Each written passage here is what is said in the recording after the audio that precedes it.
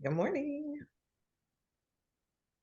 Looks like it's just us for now, which is totally good. Is the room open to guest? Yeah, it is. Okay. What if we have no one show up? That's okay. This is a podcast and it's gonna get uploaded to YouTube anyway. So That's we'll exactly the right way to think about it. I was thinking about this while we were chatting, and it reminds me so much of being in radio, where you feel like I have repeated the same thing over and over and over and over, but really like there might be 80% of people hearing it for the first time. And it just feels repetitive from our perspective because every month we're here, every month we're doing this again, but every month it's a new, different group of people. and the They used to, conversations change a little. So I think and it's great. they used to say in radio, there's a whole entirely new audience every 15 minutes. Oh Right. wow. So Is that literally every 15 minutes? Is that just their attention span? no, they mean that literally. Oh wow. That there's so much turnover in your listening audience, but it's just something to peg in your mind to remember that, like, if you're saying the phone number a lot, or if you're giving your call sign a lot, or if you're reintroducing yourself a lot, or if you're giving news headlines a lot, like, it only feels like a lot to you. To your audience, it's probably the first time they're hearing it. Right. But for us, like, all of us have a speech, right? Like, you have your speech that you've given over and over and over, and you've rehearsed, and like you can do it in your sleep, but every new client's hearing that for the first time mostly. You're muted. You're muted, Madam President. Yeah, no, I think it's great. And then you were talking about the redundancy, and I can tell you there's a few phone numbers that I know, very rare, very few. And one of those is a number from a commercial that's on TV that kept getting played. So if I ever needed an attorney, that's the one I'm gonna call. Is it 1877 cars for kids? No, it's actually in Spanish. 1-800-462-5555. Oh wow. Anyway, all right. Well, thank you so much for joining us. We have an attendee that is on the line. This content will also be uploaded to our YouTube channel so that we can have folks join who weren't able to join us today. But we are grateful to have you here present with us as we share more about the home buying process and continue to educate our community about the resources and the programs that are available and out there. Today, we have a few of our amazing team members that are here to join us. So we're going to go ahead and get started. So welcome and thank you guys for joining us. Lionel, do you mind, past president, do you mind sharing with us the mission for our initiative? Absolutely, absolutely. So welcome to the Fresno Connect Community Homeownership Initiative. It was designed with a high level of comprehensive home buyer education and counseling, financial literacy, first-time home buyer workshops, down payment assistance programs, and we have a lender here that is going to talk about some of those programs and grants and flexible mortgage products programs for the communities of Greater Fresno. The purpose of the initiative is really to increase homeownership rate in our community in low to moderate income first-time home buyers in the greater area of the Fresno region. So we're really excited to bring this forward to you and just provide you with some really good information from our experts. So thank you. Most definitely. Thank you for that, Lionel. And Jeff, can you introduce everyone to our Realtist team? Absolutely. I'd be delighted to. So my name is Jeffrey Hess. I'm the first secretary for the Realtist of Fresno County. I keep the notes and yell at people when they show up late. We have the rest of our executive staff, Aisha Allen, who's our current president. She's hosting us today. Lionel Lakpovi, who's our past president and one of our founding board members, very important to us. He's with us today. Our other members are Krishna Lott, who's our second vice president, Rosie Lopez, who's the treasurer, Annette Didios, who's our parliamentarian, Mitch Shaw, the chaplain, and Tamisha Steele, our second secretary. We all volunteer our times. We're various parts of the industry, from agents. Lionel helps with property management, so he does rental properties as well. So we bring a lot of experience to the table, and I bet if you totaled up all our years, we'd have a lot of years of experience there as well. So this is something we do because we have a purpose-driven mission for being part of ROFC, and we volunteer our time and our resources to help people like you find and purchase a home. Absolutely. Thank you so much. And to our amazing partners. Because of them, we are able to help put on these events and be able to get this information out to our community. One of our partners is the City of Fresno, who has helped us create this initiative and our mission today. Realtist of Fresno County, the organization that we all helped co-found and are a part of. And Tri-Counties Bank. And we also have an amazing lender, Denise Ogata with Tri-Counties Bank, who is joined with us today to share some great information that they have for us today. So before we dive into the lending portion and some of the down payment assistance programs that are currently out there, we wanted to just have a bit of a discussion about what's going on in the market currently, what we are seeing as the experts, and also just talking a little bit more about where the rates are and is it a good time to buy? And this is a question that we get pretty much every day. So we'll dive into that a little bit more. So what are you guys seeing currently in the market? Jeff, any insight? Well, unfortunately, the number of transactions we have is really slow. A big part of that is because people are not wanting to sell because they think they're going to have a higher rate, and people are being deterred from buying because of that higher rate. Normally under these type of conditions, you would expect to see more inventory come online because people are selling to move and buy. But the upside of that is our prices have been incredibly stable over the last year. I was just pulling up a chart. The average price per square foot over the last year is up 1.2%. The median sales price, which is a good number to look at, not the average, but the median sales price is also up 1% over the last year. So for the last 2.5 years, people have been terrified that if I don't buy now, prices are going to shoot through the stratosphere. And we have left that behind.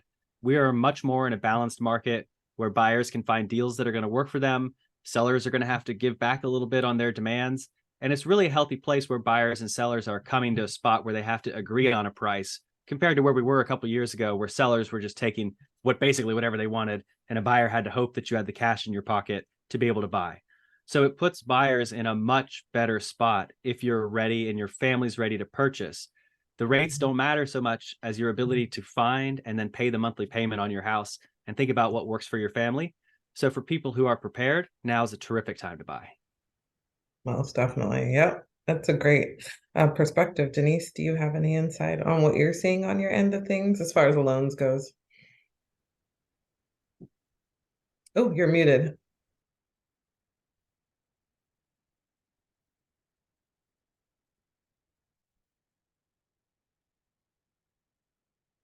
Let me see. I'll ask to unmute. Does that pop up on your end?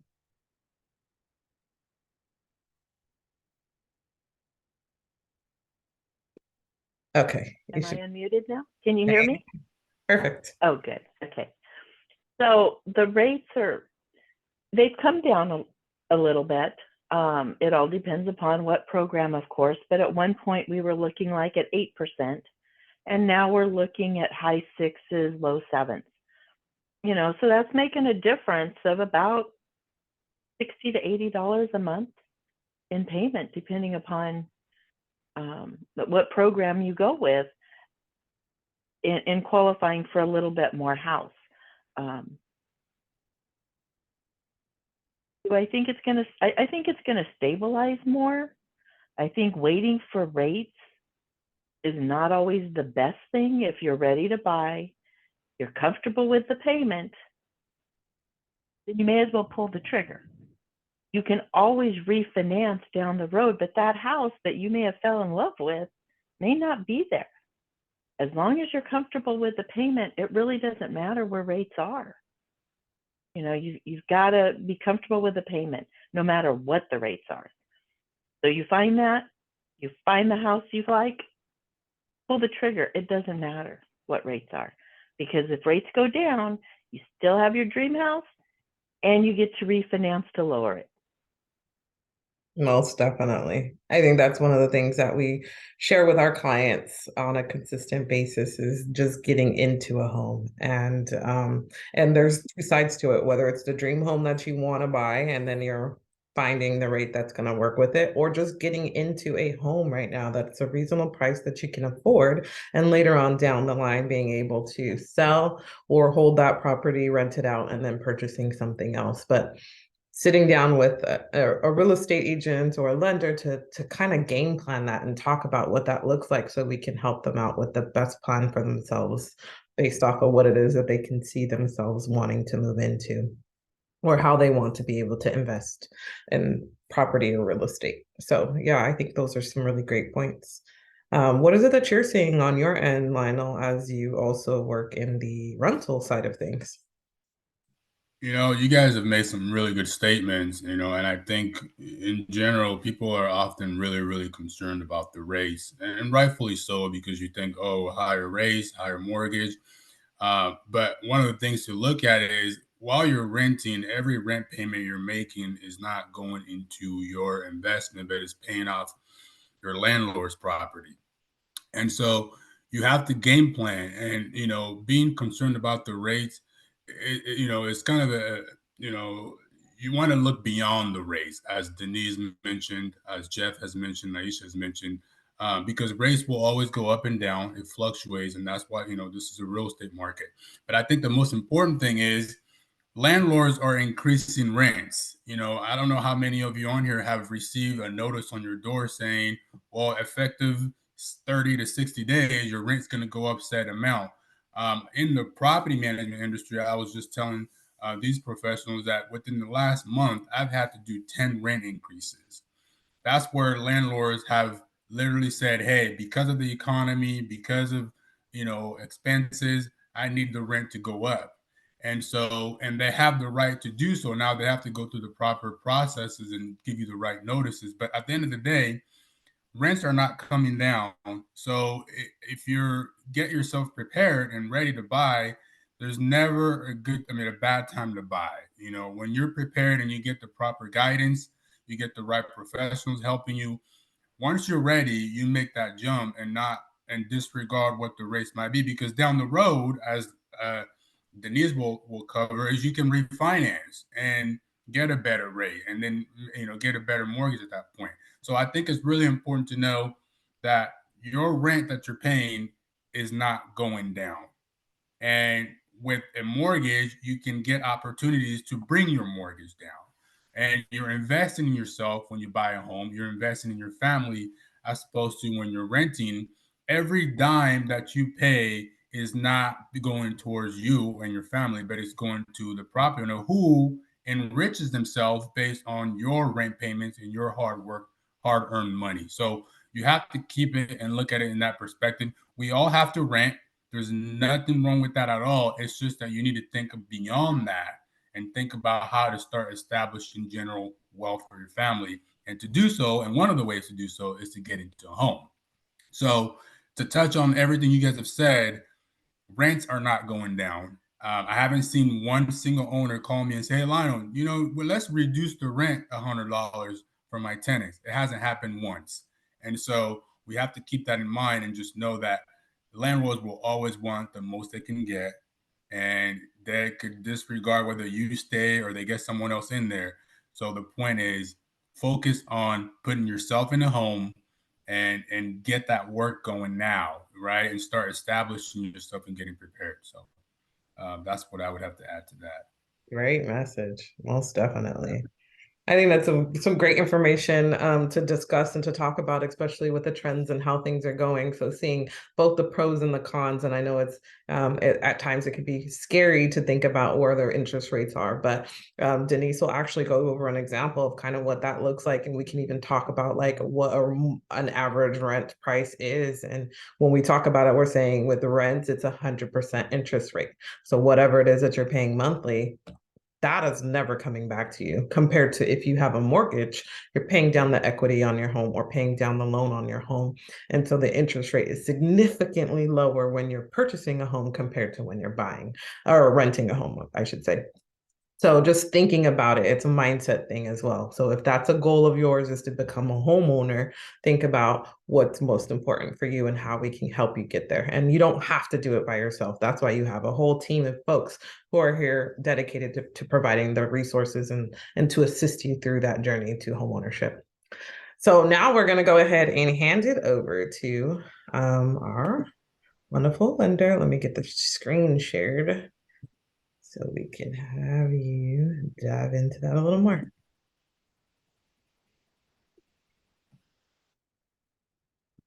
All right. So now we have Denise Ogata, our home mortgage specialist, who will share more about the programs that they have available. Hello, everyone, and thank you for joining us today. We have some down payment assistance programs that can help you get into a home. The first one we have, it's called the WISH program. It's a 4-for-1 program, whereas for every $1 you bring in, WISH will give you 4, up to a maximum of $29,000. So what that means is if you bring in $7,250, you would get the maximum of $29,000. You have to be a first-time home buyer. Your income must be 80% of the median HUD income per family size, and that is household income. You live in the house for 5 years, and the $29,000 is fully forgiven. Now, let's say you only had $4,000, you could get $16,000. So it's not that you have to have the whole thing, but in order to get the full $29,000, you have to come in with $7,250. It can be a gift from a family member. If you sell or refinance the house, I always say that. If you sell or rent the house out in the first 5 years, you would have to pay back the remaining portion of the $29,000 or whatever you borrowed from WISH. 20% per year is forgiven, so depending upon how long you were in it, that you would owe back. Problem is in 5 years, you're usually still emptying boxes and not moving. We do this with a conventional loan. We can't do it right now with FHA, with our company. Can you go to the next slide, Aisha? It's me. The other program we have, which, to be honest, this slide is, we've changed it. It's actually called the SHE now, down payment assistance. Criteria is pretty much the same. You have to be a first-time home buyer. You have to have 80% of the median HUD income. It's 3% of the purchase price up to $10,000. So, and that can be used towards your down payment. That amount is also forgiven 20% per year, just like the WISH is. After 5 years, it's fully forgiven. So usually if you qualify for WISH, you're going to qualify for this program. Okay, and then the next one. And then we also have what we call the special purpose program. And this one, it's 3% of the loan amount. The borrower has to be 150% or below the median HUD income, which gets you up there a ways. Hold on one second. I lost that figure. For Fresno County, that's 119,100. So you may not qualify for the other two, but you may qualify for this one, and you may qualify for all three. With this one, you have to make the income, and the property has to fall in a special census tract. Most of it covers a lot of the county, so I wouldn't totally focus on that part. This program is a true grant. Once you close, it's free money. It's forgiven. There's no payback. There's no anything. Like the other two. The other two are a lien on your property for that 5-year period. Okay. There is also another program that we're going to talk about that I don't think I have a slide for that one. And it's the City of Fresno HAP, which is 80% of the median HUD and you can get up to $100,000 by meeting all their criteria.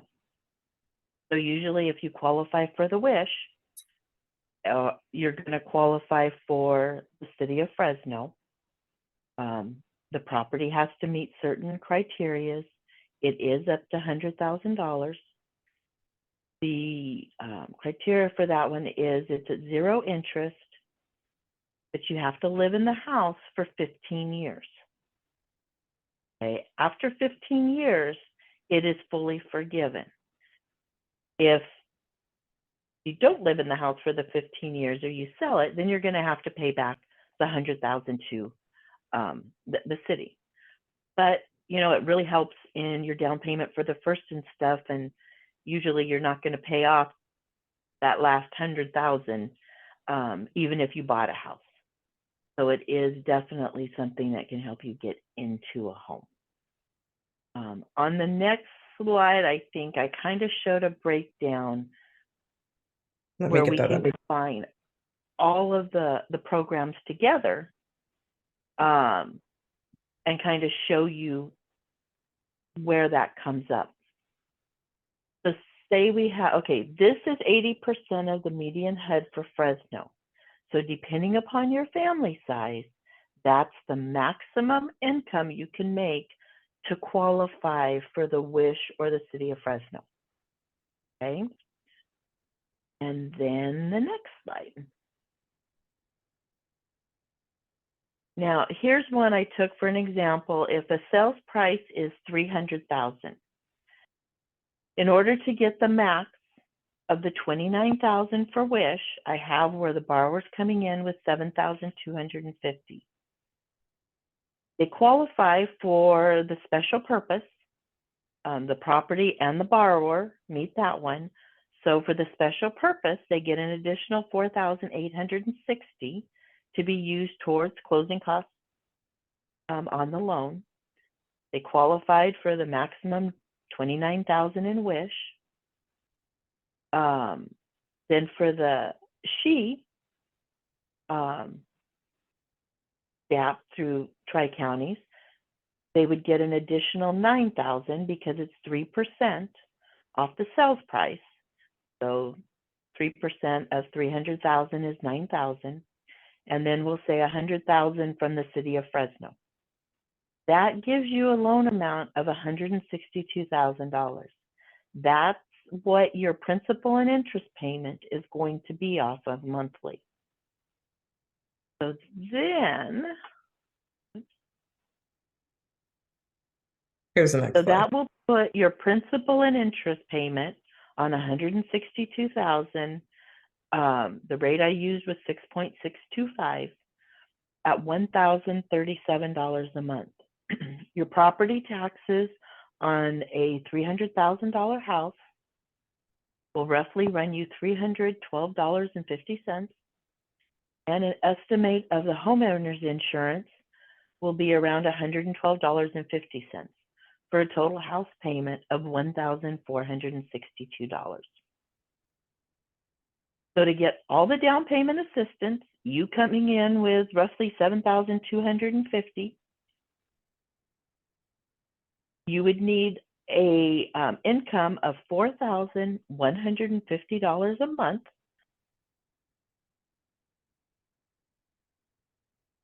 Sorry, didn't want to cough in your ear. Okay. Or $50,124 to qualify for all the programs together, which would put you just over a family of one. And so as long as there's a minimum of 2 people in the family, you would qualify to be able to put this together with a max debt of about $417 a month. Which means we got to be mindful of those car payments, right? Correct. So that would be car payments. Hold on, I gotta get a drink here. No worries. Please take care of yourself. Show me anywhere else in California where your Um, mortgage is going to be $1,500. Look, I know I haven't seen right. this Well, number. and where the rent would be. But remember, the debt includes any car payments, minimum credit card payment monthly, and any installment debts. Would put this scenario together. Usually what's going to kick you out is a car payment, because car payments seem to be big. But you may have a $350 or $400 car payment and maybe a couple credit cards of $25 a month. Good. You know, so it's all doable compared to what are you paying for rent right now? A lot of what I see is around $1,800 to $2,400 a month. You know, $1,500 a month, you're now less than what you would pay in rent. Now you get to build equity. Lionel, what is it that you're seeing currently as far as your rents for your for your clients? Yeah, I mean, rents are high. I think so. For example, right now I have a 2 bedroom, 1 bath, and this is a condo, and the Ooh, rent is $1,500. ooh. And 2 bedroom, 1 bath condo. I have houses right now. The average 3 bedroom, 2 bath house is somewhere around $2,300 to $2,400 on average, and that's like a decent house, right? So Denise is on point. These rents are not small, you know, and when you factor having to pay that compared to what you may have to pay for a mortgage, and I understand right now with the rates, there was a time when you can typically, have a smaller mortgage and rents, but nonetheless, there's bigger factors to look at here beyond what we're seeing with the race. But yeah, rents are not small by any means. So and also beyond that, more landlords are requiring higher deposits. So you have to have not only the rent, but then you have to have a deposit that equates to the rent amount. So that makes it really, really difficult for people to come up with the moving costs to find a new place to rent, right? So, and especially if your landlord comes in and gives you a notice to increase the rent that you can't afford, that prompts you to want to move to somewhere else. Well, it costs you to move, right? So those are all things to keep in mind. And when you say the deposits, what are you seeing on average for deposits? So typically more and more landlords are required. Some even have tried to require more than the rent. So like, for example, when a house is renting at $2,400, you have landlords that want to go higher than that. Well, there is a bill coming out that is actually putting a cap on what landlords can charge for deposit because it's starting to get out of control. But on typically, like for example, properties that I list for rent, when the house is renting for $2,400, the deposit is usually around $2,200 to $2,300. Well, you add that to the rent. I mean, that's a lot. That's a huge chunk of money, right? And you think about how much time it takes you to save that kind of money that you could utilize towards a mortgage or a down payment. So it's definitely extensive for anybody. Because I'm just like looking at this to compare it to, like what the borrower is coming in from over here, and we're looking at 7,250, and you're talking about 2,400 and 2,400 for deposit, and then Wallet, so right? we're literally just, I mean, you can't even see it, $2,450 off from that amount of that borrower is bringing in for this particular scenario that we're looking at. So Right. for a few Well, thousand here, go ahead. well, if you even look at, okay, so if they take that 4,800, they may not, and they use it to buy a home, they're still going to get 19,200 in wish funds. Okay, Right. so maybe the house can't quite be 300,000, maybe 280, but it's going to give them the opportunity to still be able to maybe get in, to have a chance to get into something that they own. Right. Right. Can I add to that really fast, if you don't mind. So a lot of time people don't realize how realistic these grant monies are. And what I mean by that is my first home was in 2009, and I utilized the Obama down payment assistance program to get into my first home. And what Denise is kind of touching is your first home may not be your forever home.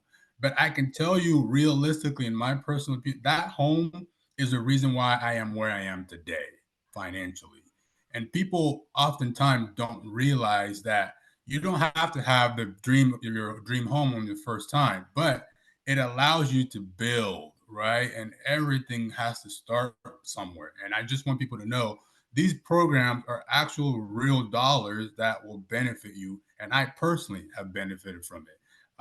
Of course, every grant and every program is different, but the funding is there for you to take opportunity of, and so I want people to make sure they're aware. It's not that Denise is just throwing numbers here. These are actual realistic numbers that people have utilized and have have benefited from.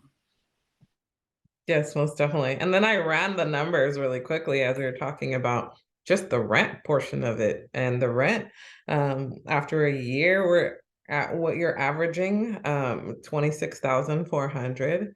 In 3 years, we're looking at 79,000. So when we talk about how much interest you're paying when you're renting 100% interest and you just threw away 79,000 in a 3-year period, whew, that that's a tough pill to swallow compared to making those monthly payments. And we're looking at what, 14, 22 monthly payments?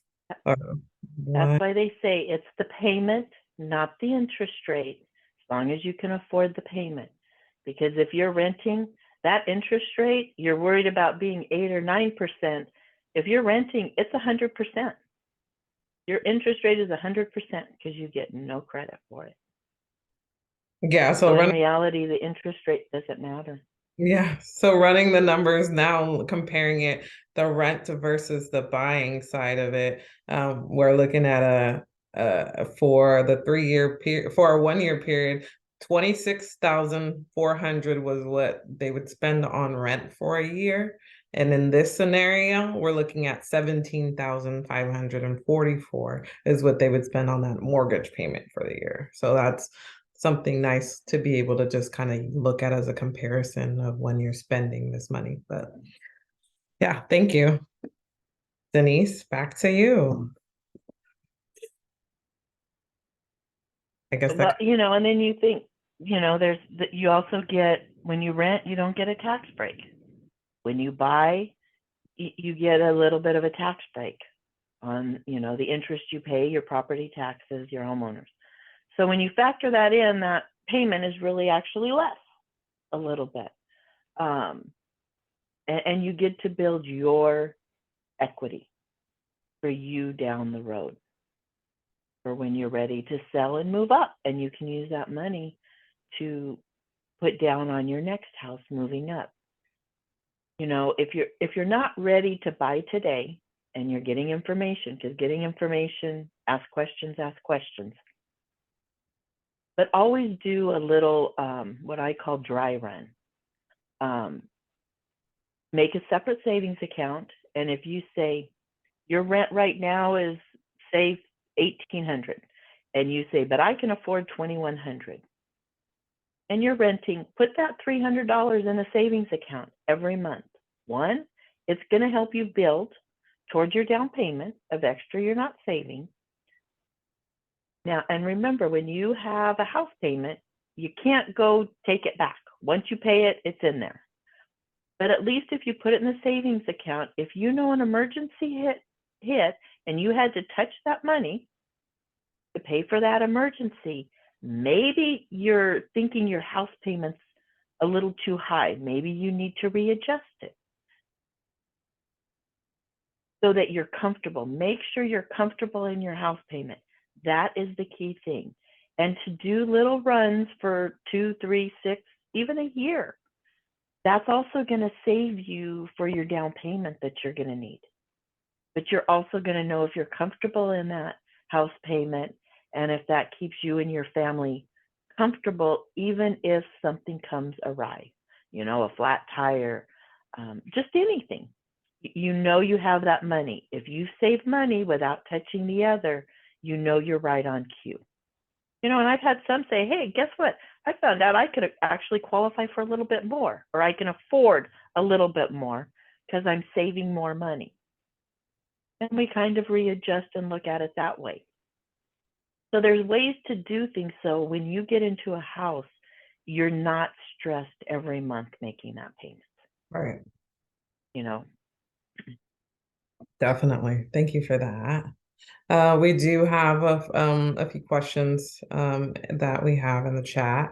One is, are there any penalties for you if you refinance for a better rate to pull out cash? And was that the first down payment assistance program that was mentioned, Lionel? Yeah. Regarding the wish, Denise, you mentioned that if you sold it within a certain time period, of course.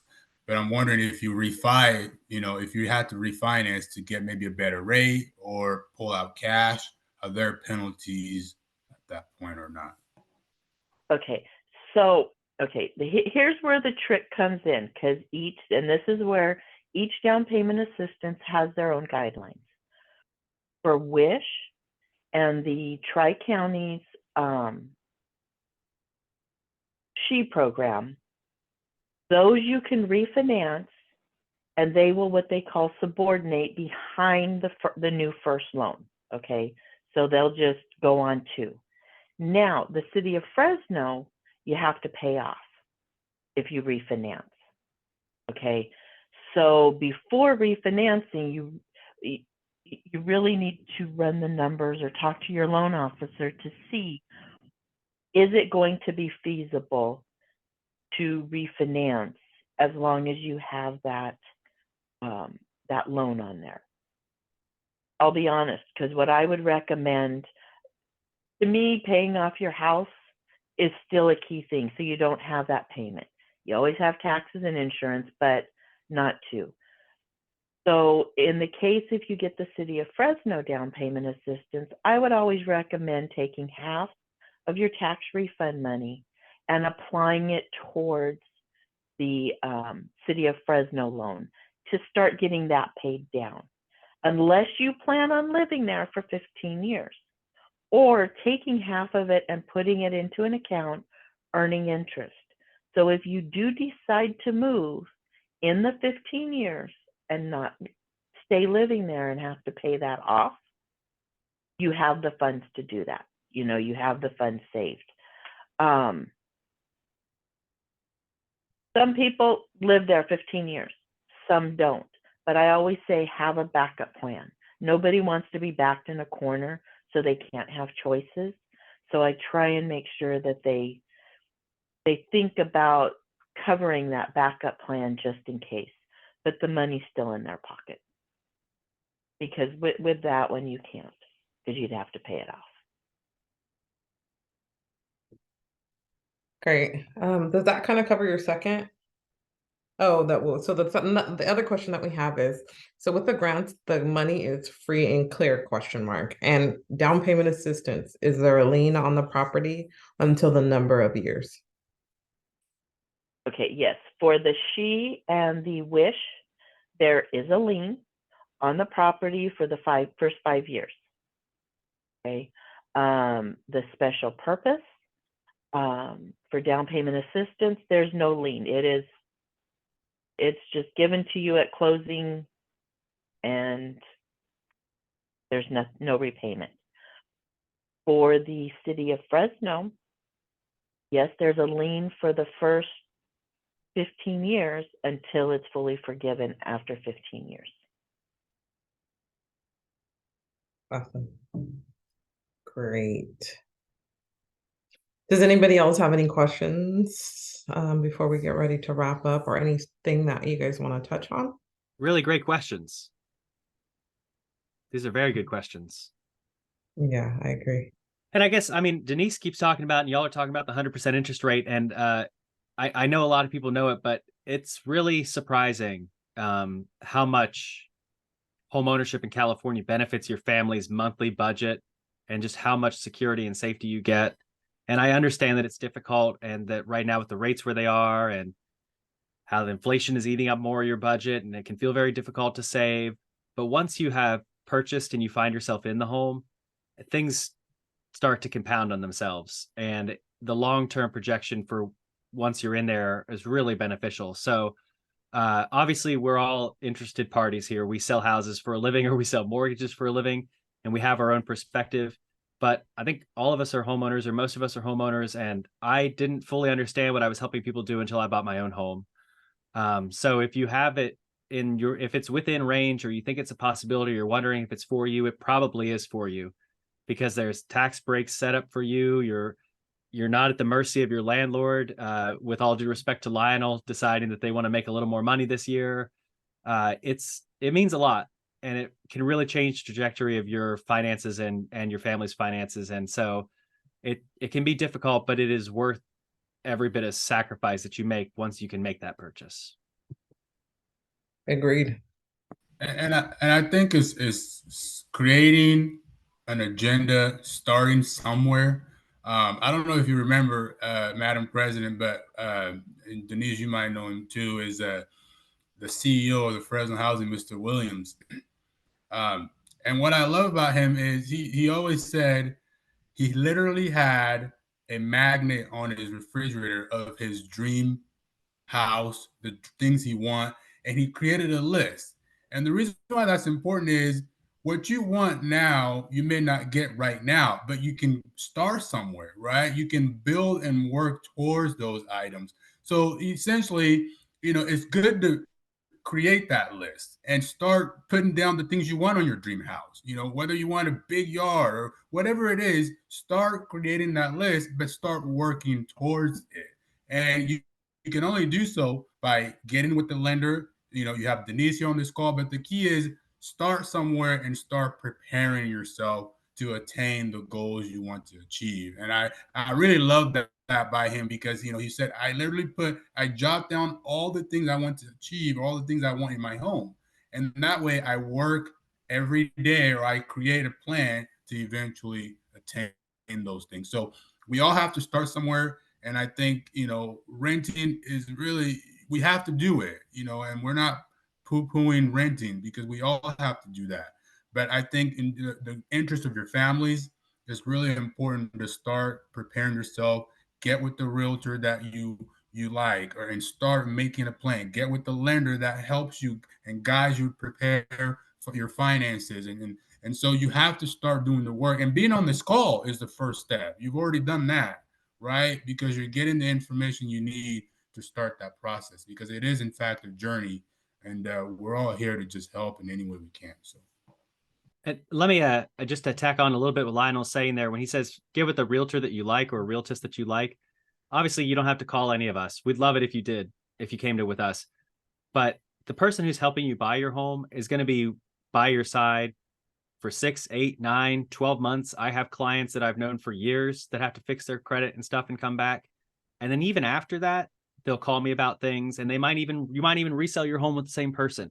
So treat them like you're hiring someone to do a job, and please interview more than one agent. You don't have to interview. The agents work on commission, so you don't pay us anything. We all get paid by the seller when the house sells. So every phone call, every email exchange, every time we meet you, all of these resources are free of charge to make sure that buyers are empowered in the market and they don't get worked over by the people who are selling their houses. So find someone that you vibe with. When I talk to other agents about selling, I always tell them, you're not selling houses, you're selling yourself.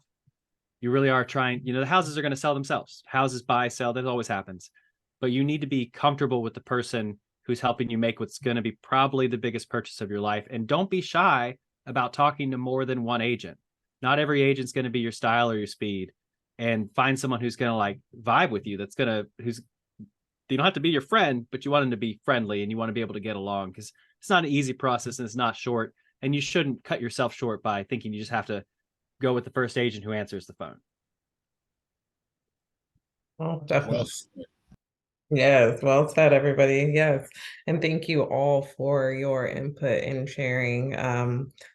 everything that you guys have. And I love the fact that we have a very diverse leadership team with us who are actually experts in more than one area. Jeffrey, I know you haven't shared that, but you are also an appraiser, so you're well versed on what's going on that end. And is there any insight that you can share on the appraisal side of things? Yeah, I would stop writing contracts with appraisal gap coverage in it. If you're writing a contract that has that much in it, you're overpaying. I've seen a couple of those in the last 8 months, and each time I ended up, the appraisal didn't match what they were trying to pay. So find other ways to be competitive that are non-monetary, and your agents can talk to you a lot about that. There's lots of ways in the contract that you and the seller can come to beneficial terms on either side that aren't just the headline of the property. So really be paying close attention to your top line number. With the market the way that it is, with how stable it's been, simply going over the top is not necessarily the best way to get what you want. So that would be my big piece of advice: is don't let an agent talk you into appraisal gap. If a seller is wanting to get you to do that, there is a good chance it's an overpay, and that's the last thing you want. Hey, Jeff, do you mind clarifying what the appraisal gap is so someone might Of have a course. So let's say 300,000 was a house number we were talking about before. So let's say you're looking at a $300,000, it's listed for 300,000. You really want it, and you're like, I will offer them $310,000, and included in that, I'll say, if it doesn't appraise, I'm still going to pay you what I'm offering you. When you purchase, the bank is going to require you to get an appraisal so that the bank knows how much to lend, right? So the bank's like, all right, we're going to write a $300,000 loan. We're going to get an appraiser to tell us the house is worth 300,000. They'll only ever give you as much as that appraisal is. So if you write for 310,000, 315, and say, I will cover what the difference between the appraisal amount is and the purchase price is, that's the gap, And so those were really common a couple of years ago when the market was hyper competitive. And what that means is you're coming out of pocket for even more cash. That's cash money. That's not built into the loan. So now your down payment, now your closing costs, now you're this, now you're that, and then you're over the top on cash that you're just giving to a seller who's staring at a market that is as slow as it's been since 2009. So it can be very intimidating to hold your ground when you see something that you want, and the seller has the asset that you want. But don't feel like you need to be pressured to be hyper competitive, because we're not in a hyper competitive seller's market anymore. So I would be extremely wary of anyone who's either an agent or a seller who's trying to push you into doing that kind of thing, because the market is so stable. Like, the prices, you shouldn't have to be bidding over like we used to be. So that would be my biggest piece of advice, is be very, very wary of those. Awesome. Yeah, thank you. Thank you, each of you, for all of your input, your insight, your expertise, and being able to share this information with our community. That was one of our biggest goals, is to be able to share and educate and empower our community in being able to become homeowners and to be able to create that generational wealth. That will be a great thing for their family and the future of their family to come. I'm grateful for the opportunity, as I actually got to speak to some students at Fresno High and do a presentation with them about financial literacy. And the teacher also asked that we cover redlining, which we're very, very well versed in. And, we actually even did a whole event in regards to redlining and bringing on a professor from Fresno State to discuss that a little bit more. So it was an honor for me to be able to share this information that a lot of even us as experts are learning now in our older age in life, that we're planting those seeds onto the youth so that they can start to prepare for their home buying journeys, and to kind of think about the numbers and to mull that over to see that it does make sense to be able to invest in their futures using real estate, knowing that there are other avenues to be able to do that. And preparing themselves to set themselves up for the future. So, and we also love to be able to provide this education to anybody else in the community that would like for us to be able to share this information with you all as well. So thank you. If anybody else doesn't have anything else to add, we'll go ahead and wrap up this presentation, and thanking absolutely everybody for having an amazing year and being able to run this initiative again another year to be able to provide information to our community. Actually, also, just to share with you all, I'm trying to, so as of in the last 2 years, since we've run our initiative. And the first year we ran our initiative, we did home buyers workshop. I believe it was a quarterly thing. And so this year, because we wanted to be able to reach more individuals in our community, we ended up doing a monthly event. We are planning to do a HUD certification in January. So please be on the lookout for that. We'll try to get that information solidified and share that information with you once we do solidify that information. But hopefully we can make that come to fruition so we can get you guys prepared to be able to access those grants that are available. Some of those that Denise has shared with you through Tri-County Bank. So be on the lookout for that email with that information so we can help you guys get ready for that, especially since tax time is coming around. And I know that you guys are dealing with the holidays right now, Christmas time, so folks are spending some cash on Christmas gifts. So just being mindful of your spendage to be able to prepare and game plan your purchase. And I think it's an honor for us to be able to say that we've had a total of 1,470 registrants over the last 2 years that we have been able to reach and provide this information and education for. So I'm grateful that we are able to share any information that we have with our community. And we do have a YouTube channel where we are uploading these videos and this content so that you can check back on it. And for those that have missed out, the links will be getting sent out to you to your email so you guys can follow up. And it's great to hear that Denise has said that she has have a few people who did miss their workshop and was able to watch the video afterwards that came into their email, and they're even sharing it with their friends. And she said she even has 2 folks that have already reached out to her to get their journey started. All right. So, all right. With that said, I'll go ahead and wrap. We will go ahead and wrap up. We wish you guys a great weekend. Enjoy the rest of your weekend and happy holidays. And we'll go ahead and wrap up. Lionel, do you mind praying us out? Absolutely. Well, I want to commend you all on this call, and I want to commend those of you that hopped on this call because you are taking time out of your weekend, and we appreciate you for being able to be here and start your journey. So with that, I want to thank Jesus for this opportunity to just provide information, to be of a resource to those who are in need, and we are grateful to be in the position to do so. We thank you for this time and for the opportunity to share this amazing information.